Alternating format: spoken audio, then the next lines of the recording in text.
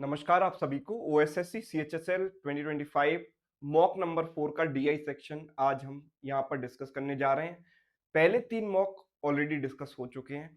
अगर आपने अभी तक उसका अरिथमेटिक और डीआई सेक्शन नहीं देखा है तो एक बार जरूर देख लीजिए, राइट। और अभी तक आपने इस 10 मॉक की बेहतरीन सीरीज में एनरोल नहीं किया है तो शिवानंद पटनायक ऐप पर जाकर आप एनरोल कर सकते हैं।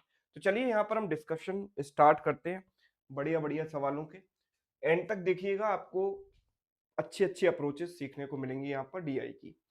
सो देखो यहाँ पर प्रॉफिट परसेंट का डेटा मुझे दिया गया 2002 एंड 2003 के लिए, राइट। तो 2002 एंड 2003 का प्रॉफिट परसेंट, ठीक है, परसेंटेज प्रॉफिट, ठीक है। And there are 6 companies A B C D E, A B C D E and F, A B C D E F, 6 companies are there. तो सबसे पहले हम प्रॉफिट परसेंट की values लिख लेते हैं यहाँ पर। प्रॉफिट परसेंट की वैल्यूज क्या है अब देखो। कंपनी, सॉरी, ईयर 2002 का जो डेटा है वो क्रॉस से रिप्रेजेंट किया गया है। So it is 50%, this is 60%, 55%, 50%, 60%, 55%. Next is what? This is 70%, this is 75% and 75%. 70%, 75%, 75%, right? And अगर बात करें 2003 की तो that is represented by this circle 60, 55, 50, 60%, 55%, 50%, right. 60, 55, 50% and 60, 55, 50. Next is 60 again, 60, 80 and 70, right? 60%, 80% and 70%. Correct है सारी वैल्यूज, राइट। अब मैं सवाल देखता हूँ। इफ द एक्सपेंडिचर कंपनी इन 2002, देखो ये टेबल बनाना आपकी चॉइस है। अगर आपको कन्वीनियंट लगता है कि आप लाइन ग्राफ को बार बार देखकर करेक्ट वैल्यू पिक कर सकते हैं, राइट, आपको अपने अंदर एक कॉन्फिडेंस है, तो आप इस टेबल को अवॉइड भी कर सकते हैं, है ना। This is up to you, क्योंकि मुझे तो आपको समझाना है, एक्सप्लेन करना है, तो मेरे लिए बनाना ये मजबूरी है। If the expenditures of company in 2022 and 2023 are equal, ठीक है, तो कंपनी ई की बात हो रही है 2002 और 2003 में एक्सपेंडिचर इक्वल है। देखो प्रॉफिट परसेंट किस पर कैलकुलेट होता है? एक्सपेंडिचर पर। हमें यहां पर साफ साफ दिया गया है कि profit percent is calculated on expenditure. अगर हम प्रॉफिट एंड लॉस के पॉइंट ऑफ व्यू से बात करें तो profit percent is always calculated on cost price, right. So expenditure is as good as cost price, वो कॉस्ट प्राइस जैसा ही तो है। आपने जितना खर्चा किया that is called expenditure and the same thing is called cost, right. तो दिस इज सीपी। इनकम मतलब आपने कितना कमाया, this is selling price and this is cost price. तो हम इसे प्रॉफिट लॉस प्रॉब्लम की तरह लेंगे, एक्सपेंडिचर को हम सीपी कंसीडर करेंगे। अब यहां पर दोनों के सीपी बराबर दिए गए हैं 2002 और 2003 में, ठीक है। 2002 और 2003 में इनके जो सीपी हैं वो इक्वल दिए गए हैं, राइट। तो जस्ट अ मिनट, यस, हाँ जी। सो देखो जरा ध्यान से समझो, कंपनी ई की बात हो रही है। अगर मैं कहता हूं कि दोनों के एक्सपेंडिचर 100 है, राइट, तो एक्सपेंडिचर पर ही प्रॉफिट परसेंट कैलकुलेट होगा, right. Just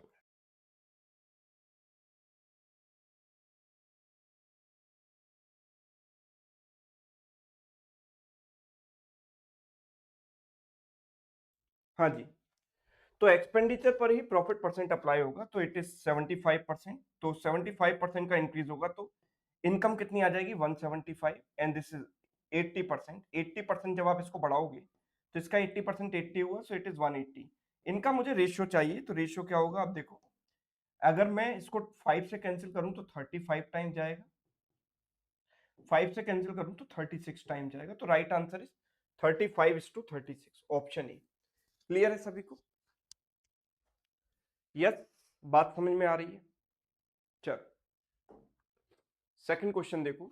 if the income of company A in the year 2003 was 45 lakhs, what was the expenditure in that year? तो ए का प्रॉफिट परसेंट कितना है 2003 में 60%। 60% प्रॉफिट है, मतलब अगर एक्सपेंडिचर 10 रुपए है तो इनकम क्या होगी इससे 60% ज्यादा, यानी 16 रुपए, हम ये कह सकते हैं, राइट। और इसकी जो वैल्यू है मुझे दी गई है 45 lakhs, this is equal to 45 lakhs, यानी 16 यूनिट की वैल्यू कितनी हो गई 45 लैक्स, राइट। तो 1 यूनिट की वैल्यू मैं निकाल सकता हूं, 16 इंटू 2 32, बचेगा कितना 13 बचेगा, 16 इंटू 8 128, बचेगा कितना 2 बचेगा, 16 इंटू 1 16, 16 इंटू 5 80, राइट। सो ये जो एक्सपेंडिचर है वो कितना है 10 यूनिट्स, 10 यूनिट्स की वैल्यू कितनी हो गई भाई 28.15. So this is expenditure and these values are given in, I think they are given in thousands. Oh sorry, ये तो वैल्यू thousands में है ही नहीं, छोड़ो हटाओ, यहाँ पर जो वैल्यू दी गई है वो किस में लैक्स में, तो इतना लैक्स में आएगा 28.15 lakhs, that means which is option none of these, ठीक है, none of these, क्लियर बात। अगला देखिए, expenditure incurred by C in 2002 was 38, what was the income? So this is quite easy, C in 2002, so C in 2002 this value is what 55%, right? So 55%, 38 में मुझे जोड़ना है इसका 55%, क्योंकि ये तो एक्सपेंडिचर है ना, मुझे निकालनी है इनकम, एक्सपेंडिचर मतलब सीपी, इनकम मतलब SP. Now what is 55% of 38, 55% means 50% plus 5%, what is 50% of this number 19, इसका आधा, और अगर 50% इतना है तो 5% क्या होगा, देखो ये इसका 1/10 है तो इसका भी 1/10 कर दिया 1.9, सो टोटल इज 20.9। ये चीज आपको मेंटली करना आना चाहिए, है ना, you should solve it mentally, calculation पर इतनी कमांड तो होनी चाहिए। तो 20.9 मैंने यहाँ पर इसमें ऐड किया तो आएगा 58.9 लैक्स, कितना आएगा 58.9, ऑप्शन सी, डन, यस। चलो क्वेश्चन नंबर 4 देखो, total expenditures of company B and C together in year 2003 was 56, what was the total income in these two companies, sorry in that year। तो 2003 में बात हो रही है किसकी, कंपनी बी एंड सी की। तो कंपनी बी एंड सी के 2003 में प्रॉफिट परसेंट कितने हैं आप देखो 55% एंड 50%, ठीक है, एक का है 55% और एक का है 50%, दोनों बराबर भी नहीं है, और दोनों का टोटल एक्सपेंडिचर दिया गया है कितना, मतलब इन दोनों वैल्यूज का सम, इन दोनों वैल्यूज का सम दिया गया है 56 लैक्स, इन दोनों वैल्यूज का सम मुझे बताना है, दिस इज इनकम, इन दोनों वैल्यूज का सम कैसे निकालूंगा भाई, ये अगर आप लेट सपोज अगर ये इक्वल भी होते, लेट सपोज ये 50 होता ये भी 50 होता तो ओवरऑल भी 50 होता, राइट। जब तक मुझे इन दोनों का रेशियो नहीं पता तब तक मैं ओवरऑल परसेंटेज चेंज नहीं निकाल सकता भाई। मैं ये कह रहा हूं कि अगर मुझे भले इंडिविजुअल वैल्यू ना पता हो पर इंडिविजुअल इनका रेशियो तो पता होना चाहिए ना इनिशियल वैल्यू का, तो मैं वेटेड एवरेज लगाकर ओवरऑल परसेंटेज चेंज निकाल सकता हूं और इसमें इतना परसेंटेज चेंज अप्लाई कर सकता हूं, लेकिन मुझे इनका रेशियो नहीं पता कि किस रेशियो में है, सो इंडिविजुअल वैल्यूज भी नहीं पता ना इनका रेशियो पता, तो कैसे निकालेंगे, तो आंसर क्या होगा, can not be determined, option D.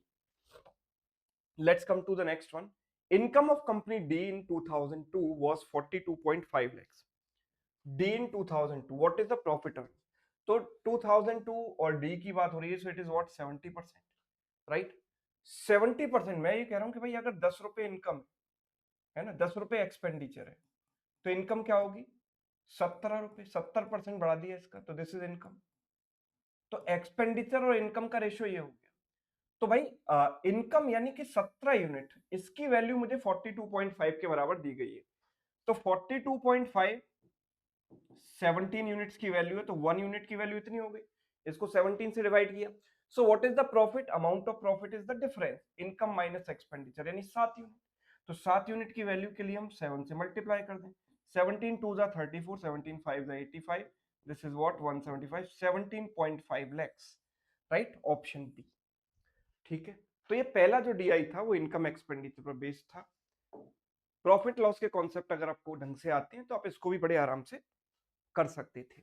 अगला सवाल देखिए, study the following information and answer the questions, percentage of different type of employees in an organization, तो ऑर्गेनाइजेशन में डिफरेंट डिफरेंट पोस्ट पर कितने कितने एम्प्लॉइज हैं इसका परसेंटेज डिस्ट्रीब्यूशन दिया गया है, टोटल एम्प्लॉइज है 7000, इसमें steno 10%, assistant 15% and so on.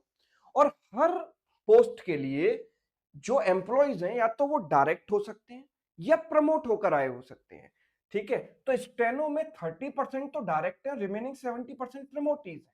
Assistant में 40% डायरेक्ट है, रिमेनिंग 60% प्रमोटी है, टोटल 100% है, राइट।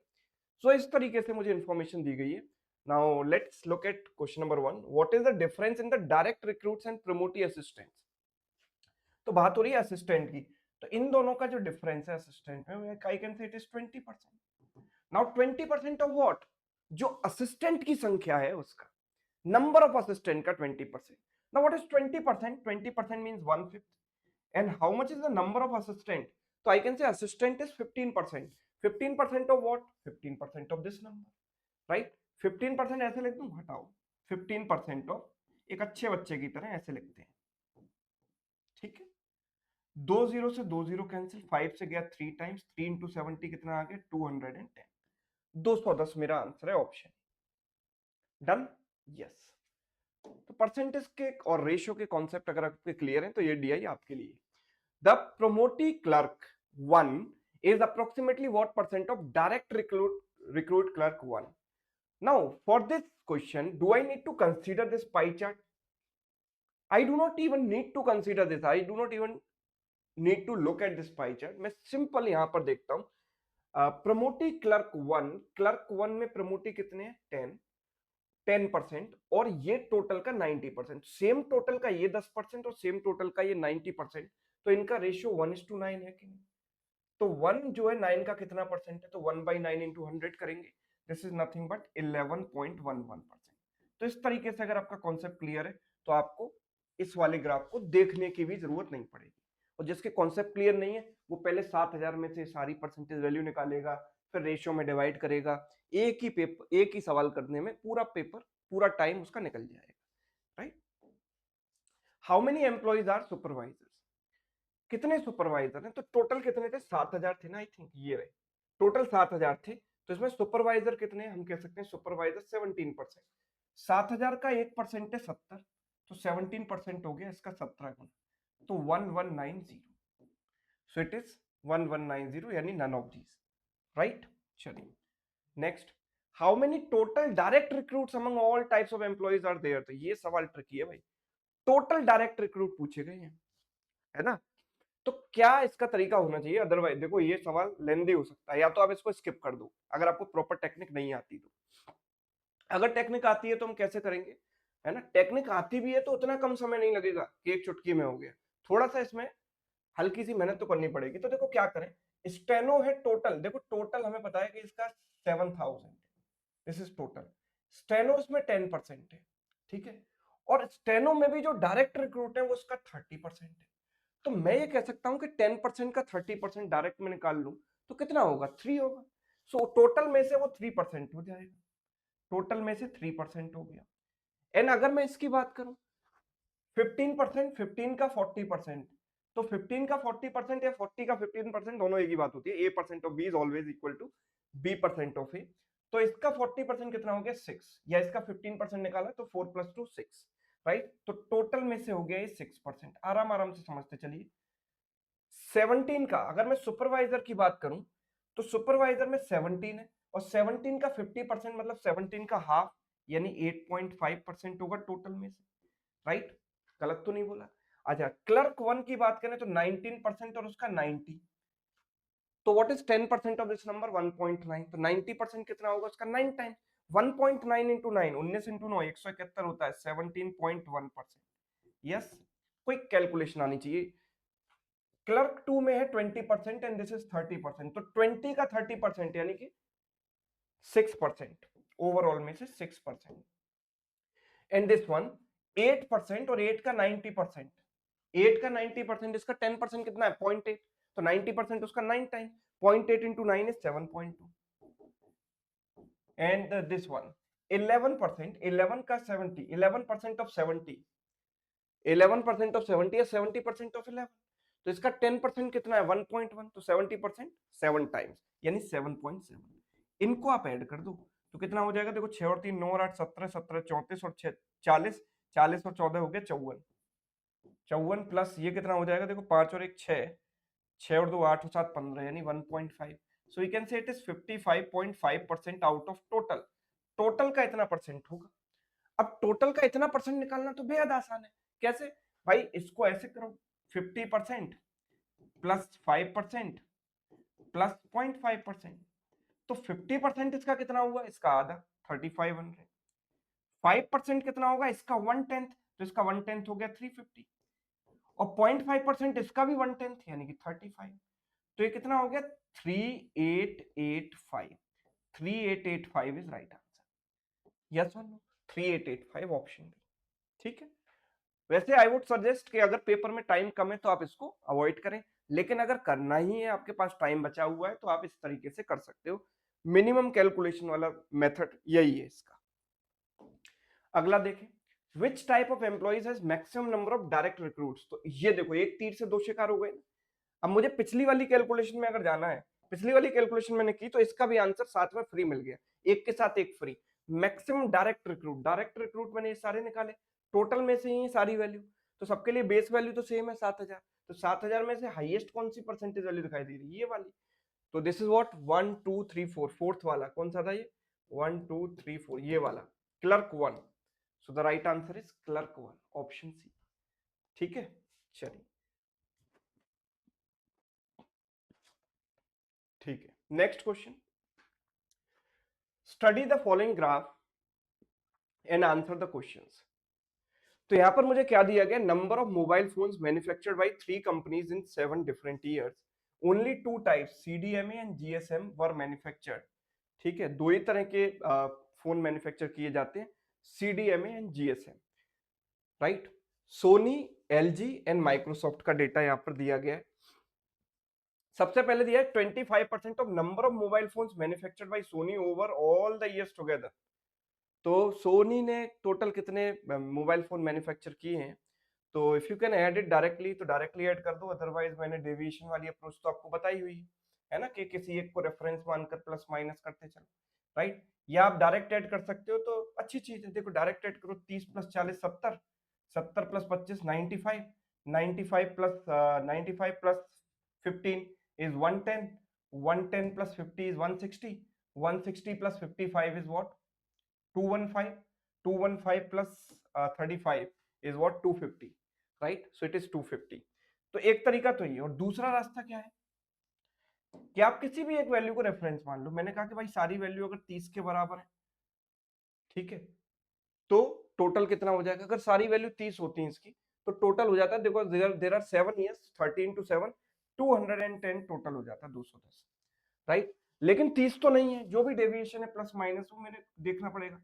तो ये 1 स्टेप ऊपर है, ये हाफ स्टेप नीचे है, ठीक है, ये 1 स्टेप ऊपर है, ठीक है, ये 2 स्टेप्स ऊपर है, 1 1 2, दिस इज हाफ स्टेप नीचे -0.5, तो एंड दिस इज 1 2 2.5 स्टेप ऊपर, and this is what 0.5 step ऊपर।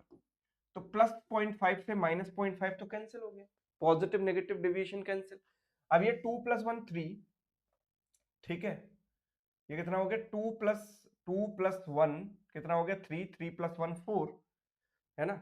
एंड व्हाट अबाउट दिस, ये भी तो है 1.5 नीचे, नहीं ये तो उसके बराबर ही है ना 300 के, तो ये तो एग्जैक्ट सॉरी 30 के ही बराबर है, इसमें कुछ भी नहीं करना हमको, ठीक है। तो 1,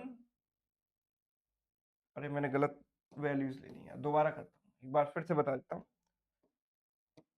देखो अगर मैंने 30 को रेफरेंस माना है, तो ये लाइन मैंने बना ली, टोटल हो गया 30 × 7 210, ये 30 के बराबर है, इसमें कुछ नहीं करना, ये 1 स्टेप ऊपर है, ये 0.5 स्टेप नीचे है, ठीक है, ये देखो ये 1.5 नीचे है, राइट, और ये जो है 1 + 2 1 + 1 2 स्टेप ऊपर है, ये 2.5 स्टेप ऊपर है ना, एंड दिस इज 0.5 स्टेप ऊपर। तो -0.5 से +0.5 कैंसिल, नाउ 2 + 1 3, एंड 2.5 - 1.5 हो गया 1, 3 + 1 हो गया 4, राइट। और एक ब्लॉक कितने का है 10 का, एक ब्लॉक की वैल्यू 10 है, तो 4 × 10 40 हो गया। तो 40 जब मैंने इसमें जोड़ा तो 250 आ गया, है ना। अब नॉर्मली भी ऐड कर सकते हैं, अगर आप इस डिवीजन वाले मेथड में कंफर्टेबल हो तो इससे भी कर सकते हो, ठीक है। चलिए तो दिस इज टोटल 250 एंड इसमें से 25% जो है वो सीडीएमए है, तो जीएसएम कितने होंगे 75%। 75% मतलब इसका 3/4 ऑफ 250, यानी आई कैन से 750 बाय 4। ठीक है, 750 by 4, right. Then what was the number of GSM phone manufactured by Sony over all the years together. तो दिस इज व्हाट, ये हो गया 18, 187.5 यही आ रहा है ना, 187.5। अब ये जो डेटा है ना, ये हमको दिया गया थाउजेंड्स में, ये थाउजेंड्स में। अब 1 लाख, देखो ये ऑप्शन मुझे लैक्स में दिए गए, 1 लाख मतलब कितने थाउजेंड, 100,000, सही है ना। 1 लाख में कितने थाउजेंड होते हैं, 100,000 होते हैं कि नहीं होते, यस। तो इसको 100 से डिवाइड करोगे तो कितना आ जाएगा, 1.875 लैक्स। लैक्स में कन्वर्ट किया, 100 से डिवाइड किया तो 1.875 lakhs, option B. Done, yes. Next question देखते हैं, what was the approximate average number of mobile phones manufactured by LG over all the years together.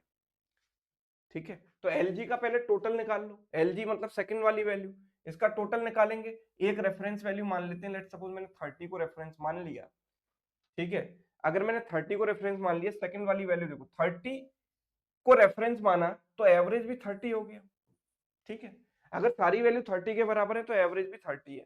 अब मुझे जो डेविएशन है उनको ध्यान देना है। तो ये 30 से कितना कम है, एलजी की बात हो रही है ना, मतलब सेकंड वाले की, तो ये कितना कम है, 1.5 कम है, राइट, -1.5। ये 30 से कितना कम है, 0.5 कम है, तो -0.5 का डेविएशन। ठीक है, ये कितना एक्स्ट्रा है, 1 एक्स्ट्रा है, तो +1। ये तो 30 के बराबर ही है, इसमें कुछ नहीं करना। ये देखा 1.5 एक्स्ट्रा है, 1.5।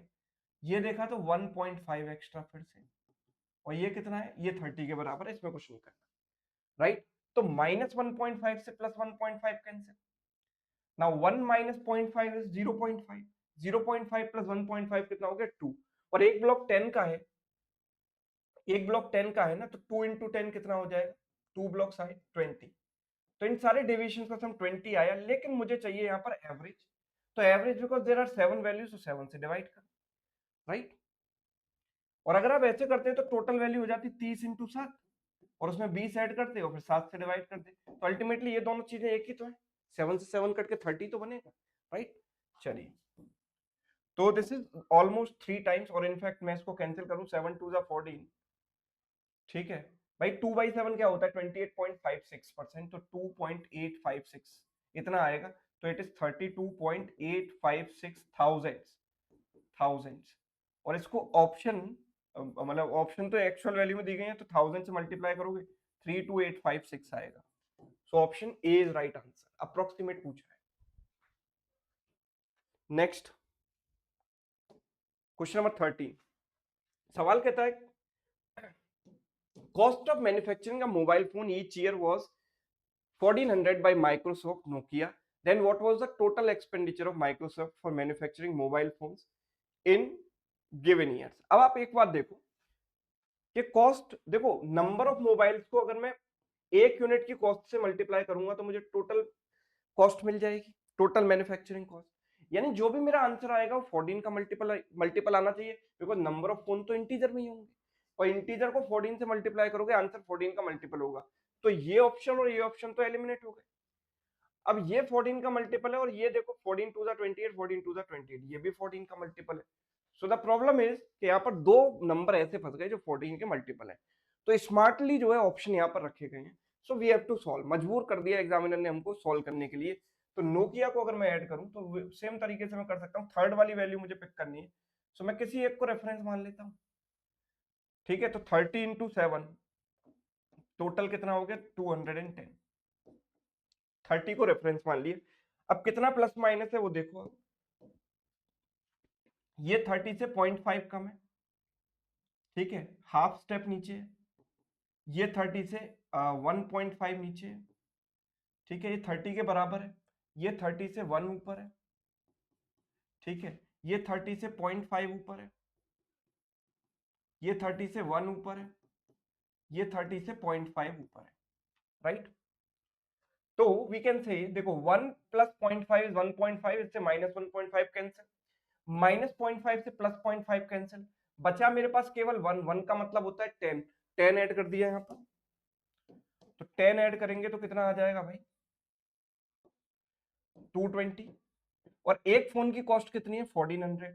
अब मैं 1400 से मल्टीप्लाई करूंगा। अब मुझे एक बात बताओ कि 22 आ रहा है मतलब आंसर 11 का मल्टीपल होना चाहिए, है ना, 11 का मल्टीपल। ये तो 11 का मल्टीपल नहीं है, पर ये है 8 plus 3 11 minus 0 is 11, this is multiple of 11। तो पूरा मल्टीप्लाई करने की भी जरूरत आपको नहीं है, ठीक है, डायरेक्ट आप कर सकते हैं। Next, what was the percentage increase in the number of mobile phones manufactured by LG in the year 2010 as compare to previous year. तो एलजी मतलब सेकंड वाली वैल्यू, 2010 में ये वैल्यू कितनी है 40 और प्रीवियस ईयर में है 25। तो 25 से 40 का रेशियो कितना हो गया 5:8। सो चेंज इज 3/5, 3/5 इंटू 100 कितना होता है 60%। डन, तो ये आसान था। Next, what was the ratio of the number of mobile phones manufactured by Sony in the year 2009 to the to that manufactured by Microsoft in 2014? तो Sony in 2009, तो Sony in 2009 is how much 40, and Microsoft in 2014, तो Microsoft is third one, and 2014 में कितना 35। तो 5 से गया 8 बार, 5 से गया 7 बार, 8:7 is correct answer, option C. Done, तो हमारा तीसरा डीआई सेट हुआ। अब आगे बढ़ते हैं, ये सवाल देखो, in the following pie chart the percentage distribution of the population of 6 cities is given. Total population of these cities is 36 lakhs. The given table shows the ratio of the male to female and the percentage of literate population in these cities. तो हर city में total population का distribution मुझे दिया गया है। मैं कह रहा हूं कि इस पाई चार्ट का जो टोटल है वो कितना है 36 लैक्स, है ना। हर सिटी में आपको कितना कितना परसेंट है ये दिया गया, हर सिटी के लिए मेल फीमेल का रेशियो, और हर सिटी के लिए टोटल में से कितने परसेंट लिटरेट्स हैं ये दिया गया है। So let's look at question number 1। Total हमें पता है 36 ही है ना, yes 36, so this is 36 lakhs। सवाल है what is the total mail population of city D. तो सिटी डी की अगर मैं बात करूंगा तो टोटल पॉपुलेशन है 16%, तो 36 लैक्स का 16% निकालेंगे सबसे पहले, और उसमें मेल और फीमेल का रेशियो 4:5 है, तो मेल कितना होगा 4/4 + 5 यानी 4/9 ऑफ दिस, ठीक है, ऐसे आप लिख लो। 9 से गया 4 बार, 4 × 4 16, 16 × 16 16 का स्क्वायर 256/100 यानी 2.56 lakhs, 2.56 lakhs, that means option C, ठीक है, simple method. Next, 25% of male population of city B shifted to city C, then what is the difference between male population of C and the male population of city A? ठीक है, तो B की 25% जनसंख्या जो है, B का जो 25% mail population है वो C में शिफ्ट हो गई। अब आप B की मेल पॉपुलेशन निकालो, फिर C की निकालो, फिर A की निकालो, है ना, दिस इज लेंथी प्रोसेस। हम क्या करेंगे, सिर्फ परसेंटेज के साथ खेलेंगे, अभी टोटल को बाद में कंसीडर करेंगे ताकि हमारी जो कैलकुलेशन है वो इजी हो जाए।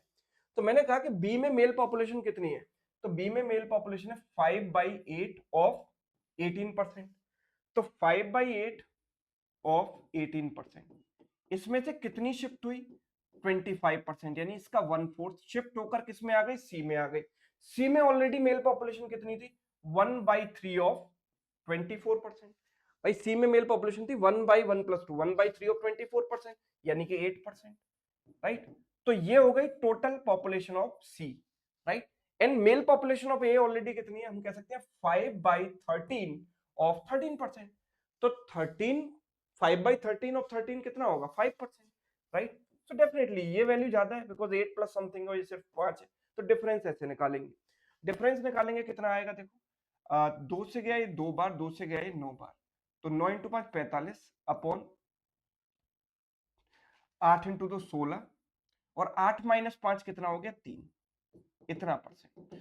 तो 45 + 48 कितना हो गया 93/16%, so it is 93/1600 of total. Now what is total?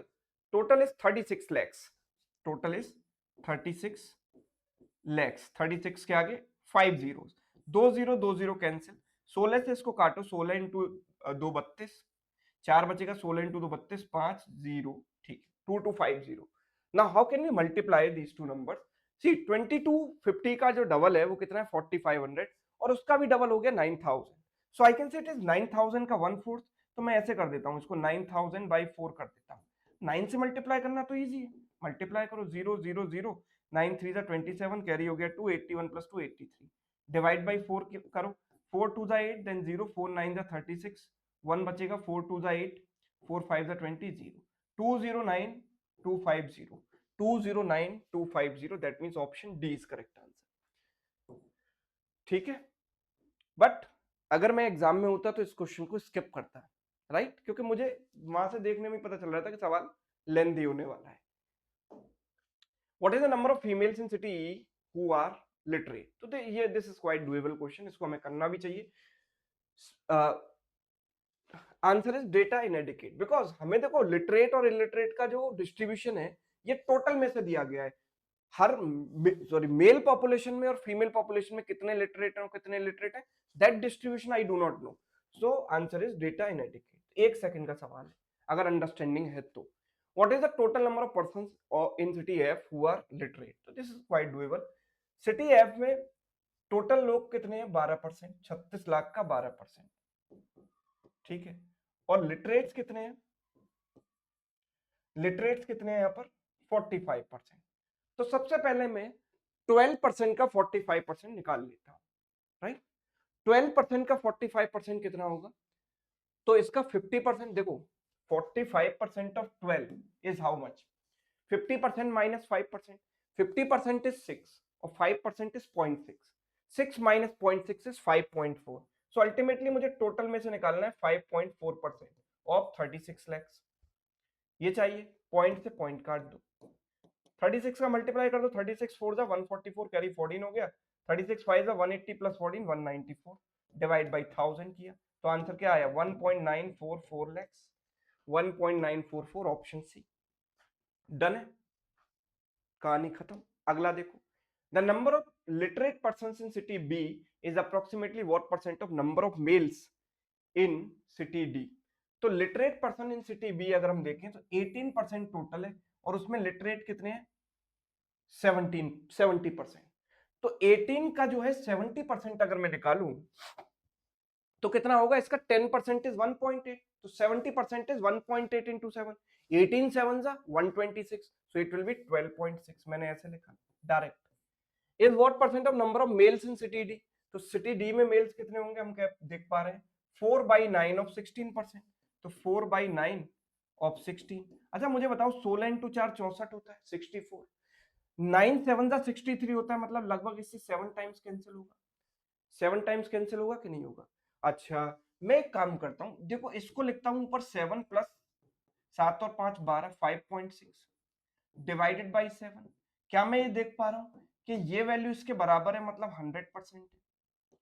और ये जो वैल्यू है वी कैन से 7 इंटू 8 56, यानी इसको 0.8 टाइम्स है, बिकॉज इसका 8 टाइम्स तो 56 होता, 5.6 है, तो इसका 0.8 टाइम्स मतलब 80% है, राइट? 80% है, सही लिखा है कि नहीं? The number of literate person in city B, literate person in city B, ओ मैंने डेटा गलत ले लिया यार, 62% है ये. तो ये मैं कहूँ 180% तो मैच नहीं कर रहा किसी से, है ना? सो ठीक है, नीचे वाली वैल्यू तो ठीक है ना? ऊपर वाली वैल्यू देखो 62% ऑफ 80. अब देखो 62% ऑफ 18 या 18% ऑफ 62 निकालू, बात तो सेम है. Now what is 18% of 62? 18% का मतलब होता है 20% माइनस 2%. यस, नाउ 20% इस नंबर का कितना होगा? इसका 10% है 6.2, 20% उसका डबल होगा 12.4, एंड 2% कितना होगा? इसका 1/10, इसका 1/10 कितना हो गया? 1.24. तो 12.40 लिख दें इसको, तो यहाँ 16 बचा, ये कितना बचा? 11, तो 11.16. नहीं, तो दिस इज ऊपर वाली वैल्यू आई 11.16. तो आप मुझे बताओ कि 11.16 जो है वो 7 का कितना परसेंट है? 11.16 डिवाइड बाई 7 इंटू 100 कर दिया, राइट? तो इट इज 1116 डिवाइड बाई 7. काट दो, 7 का टेबल तो सभी को आता है ना. 7 1 जा 7, 4 बचेगा, 7 5 जा 35, देन 6 बचेगा, 7 9 जा 63, 159% के आसपास आए. 159% तो वी कैन सिंपली से कि 157% इज राइट आंसर. है ना।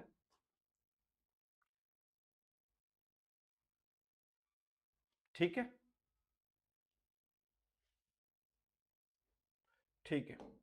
अगला देखिए, क्वेश्चन नंबर 21 to 25। देखो ये दिया गया है, answer the question based on the following two graphs assuming that there is no fix cost component in all the pens produced are sold in the same year. तो pen price in various years, हर साल जो pen के price है वो दिए गए हैं। रेवेन्यू दिया गया है हमको ये, और ये है प्रॉफिट, राइट। रेवेन्यू दिया गया है, प्रॉफिट दिया गया है, और पेन का प्राइस दिया गया है। अच्छा, अगर मैं पेन के प्राइस को नंबर ऑफ पेन से मल्टीप्लाई कर दूं तो I will get the total revenue. Total revenue हमें मिलेगा भाई, एक पेन के प्राइस को नंबर ऑफ पेन से मल्टीप्लाई कर देंगे तो हमें रेवेन्यू मिल जाएगा। दैट मींस अगर मैं रेवेन्यू को डिवाइड कर दूं प्राइस ऑफ ईच पेन से तो I will get number of pens. Yes और no? Yes, number of pens हमें मिल जाएंगे। यानी कि अगर मैं यहाँ पर 800 को 8 से डिवाइड कर दूं तो नंबर ऑफ पेन्स आ जाएंगे 100। 1500 को 12 से डिवाइड कर दूं तो नंबर ऑफ पेन्स मुझे मिल जाएंगे कि नहीं? यस, चलो ठीक है, राइट। और दूसरा हमें क्या दिया गया, प्रॉफिट कितना है। तो प्रॉफिट क्या होता है, प्रॉफिट एक्सपेंडिचर में कैसे निकालूंगा, एक्सपेंडिचर में निकाल सकता हूं रेवेन्यू माइनस प्रॉफिट। भाई कॉस्ट प्राइस क्या होता है, selling price minus profit. Selling price में से प्रॉफिट घटा दो तो आ जाएगा। तो in which of the following years the cost per unit is the highest. तो सबसे पहले हमें क्या निकालनी पड़ेगी, कॉस्ट निकालनी पड़ेगी। कॉस्ट हम कैसे निकालेंगे, रेवेन्यू में से प्रॉफिट माइनस करके। तो सबसे पहले 800 माइनस 0 किया तो 800 आया पहले, फिर 1500 माइनस 200 किया तो 1300 आया, फिर 1400 माइनस 100 किया, सॉरी ये कितना आया, 1200 माइनस 100 किया, 1200 माइनस 100 कितना आया, 1100, third year. And then fourth में आया 1400 माइनस 300 यानी कि 1100।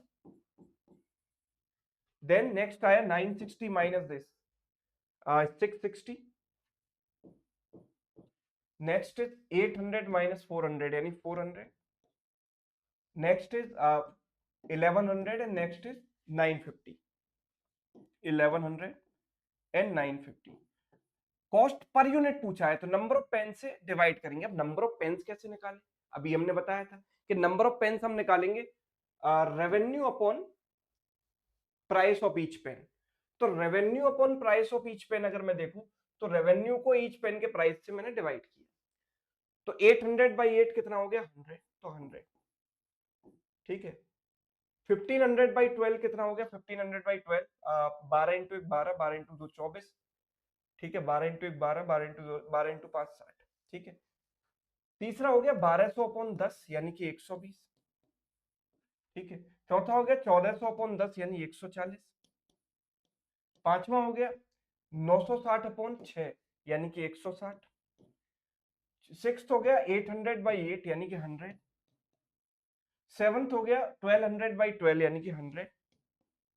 एंड नेक्स्ट हो गया 1100 बाई 5, 1100 बाई 5 यानी कि 220। डन। अब इनमें से कौन सी वैल्यू हाईएस्ट है, तो एज यू कैन सी कि ये जो वैल्यूज हैं इनमें इनमें ये तो इसके 8 टाइम्स के 8 टाइम्स ही है, मतलब ये ग्रेटर देन 10 टाइम्स है कि नहीं, बिकॉज उसका 10 टाइम्स 1250 होगा, 10 से बड़ी आएगी। ये लेस देन 10 टाइम्स है, ये इसके 10 टाइम्स से कम है, ये इसके 10 टाइम्स से कम है, ये 4 टाइम्स है ना, ये 11 टाइम्स होगा। ठीक है, ये 11 टाइम्स है तो 10 टाइम्स से बड़ी है, ये 10 टाइम्स से कम है ना। तो मुझे दिखाई दे रहा है कि ये 11 टाइम्स और ये कितने टाइम्स है, आप देखो ये 11 टाइम्स है कि नहीं भाई। 125 का 11 टाइम्स जब मैं करूंगा तो कितना आएगा, 15, this is 7, this is 3, 1375।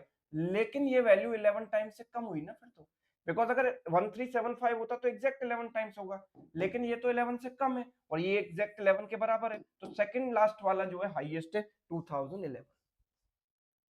Complicated question है ना। We should avoid this if we have limited time in the exam, तो बिल्कुल नहीं करेंगे, और अगर टाइम एंड में मिलता है तो हम जरूर करेंगे इसको। What is the approximate average quantity sold during 2005 to 2012। तो 5 से 12 तक एवरेज क्वांटिटी सोल्ड अगर मैं निकालूं तो नंबर ऑफ पेन तो मैं निकाल ही चुका हूं। नंबर ऑफ पेन अभी निकाले थे ना, ये रहे नंबर ऑफ यूनिट।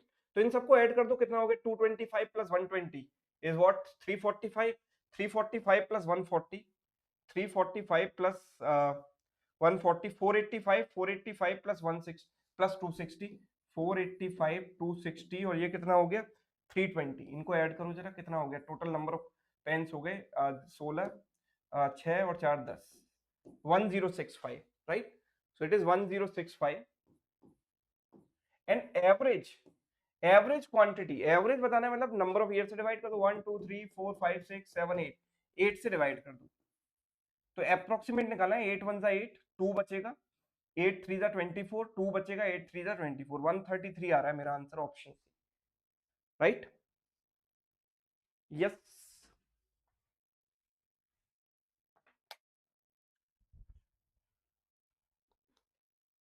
कर सकते हैं सभी लोग, यस और नो। चलिए, which of the following years in which of the following years is the cost per unit was the lowest? तो कॉस्ट पर यूनिट अगर मैं निकालूं तो मुझे क्या करना पड़ेगा बताओ। ये प्राइस पर यूनिट नहीं लेना है, यहाँ पर प्राइस पर यूनिट तो सेलिंग प्राइस पर यूनिट है, राइट। कॉस्ट पर यूनिट, तो कॉस्ट पर यूनिट हम कैसे निकालेंगे, तो कॉस्ट पर यूनिट तो हम यहाँ पे ऑलरेडी निकाल चुके हैं, हमें दोबारा मेहनत करने की जरूरत क्या है। अगर हम कॉस्ट पर यूनिट देखें तो लोएस्ट कहां पर है, तो ये देखो इसके ये 4 टाइम्स एग्जैक्ट, ये 4 टाइम से बड़ा है ना, ये भी इसके 4 टाइम से बड़ा है, 4 गुना से बड़ा है, इसका 4 गुना 560 उससे बड़ा है, ये 4 गुना से बड़ा है, ये भी ये तो 10 गुना से बड़ा है, ये भी इसके 4 गुना से बड़ा है, सारी वैल्यू 4 टाइम से बड़ी है ना।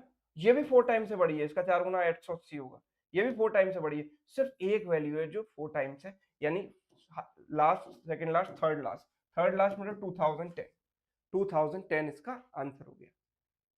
मुझे कुछ गड़बड़ हो गई क्या। In which of the following years is the cost per unit the lowest, फिर से देख लेते हैं, cost per unit the lowest.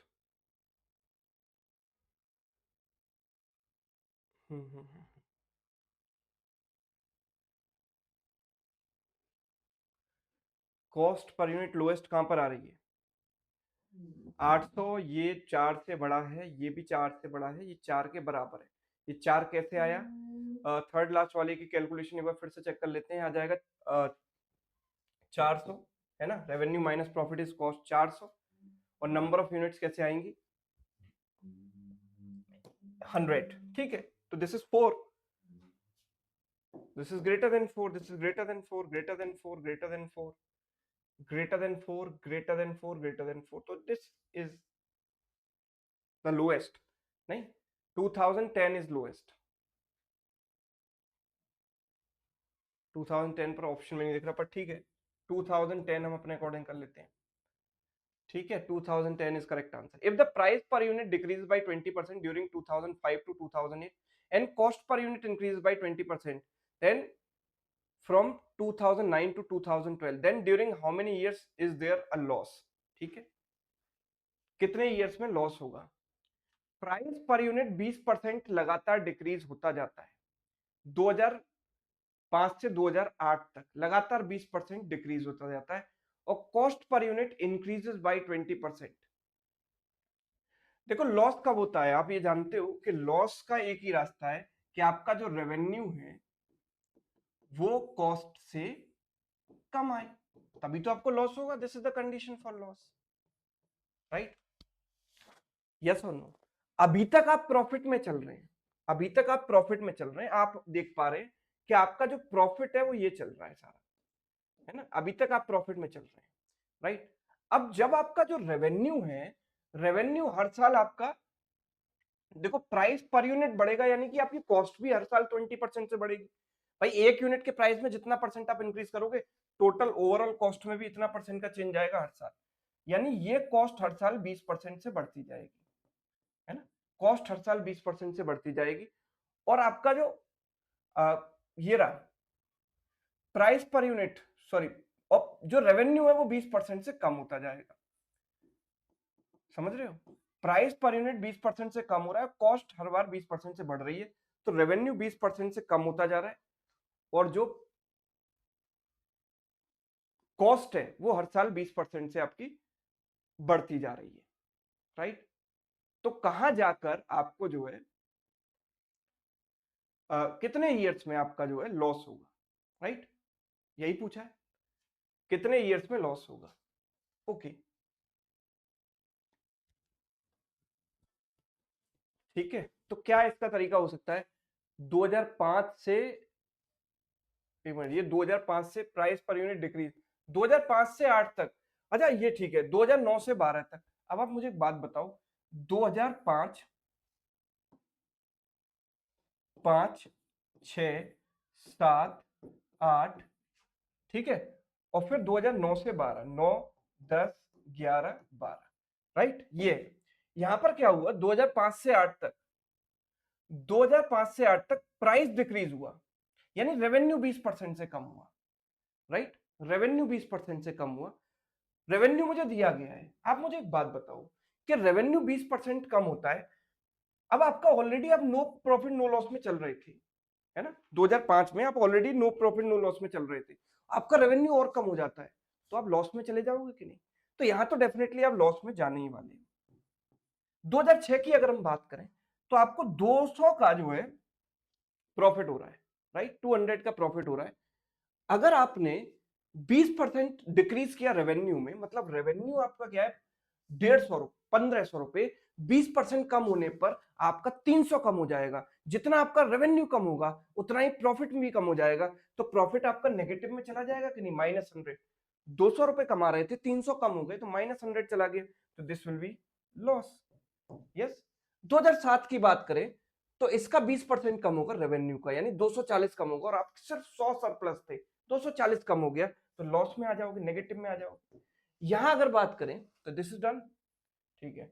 Fourth अगर बात करें तो इसका 20% कम होगा 280, लेकिन आप ऑलरेडी 300 के प्रॉफिट में हो, आप ऑलरेडी 300 सरप्लस चल रहे हो, और कमी आई 280 की, अभी भी आप 20 रुपए प्रॉफिट में रहोगे, तो यहां पर क्या होगा, प्रॉफिट होगा, ठीक है। अब मैं 2009 से 12 तक की बात करता हूं, 2009 से 12 तक क्या हुआ, कॉस्ट 20% बढ़ी, अब जितनी कॉस्ट बढ़ेगी उतने ही प्रॉफिट में कमी आएगी। अच्छा, कॉस्ट कितनी कितनी है, तो कॉस्ट के लिए हम क्या करें, तो देखो कॉस्ट में हुआ क्या है, जो कॉस्ट है, कॉस्ट कॉस्ट कॉस्ट कॉस्ट के लिए हम क्या करते हैं, रेवेन्यू माइनस प्रॉफिट, अभी किया था एक क्वेश्चन में, ये कितना है 800, यहां पर कॉस्ट कितनी है 1300, राइट, यहां पर कॉस्ट कितनी है 1100, sorry sorry sorry, not this, these value, कौन सी वैल्यू, 2009 से लेनी है हमें ये, तो 2009, 10, 11, 12, ठीक है। तो ये देखो ये वैल्यू कितनी है, ये वैल्यू है कितनी, 660, राइट, 660, दिस इज व्हाट 400, इन दोनों का difference, this is what 1100, and this is what 950, right.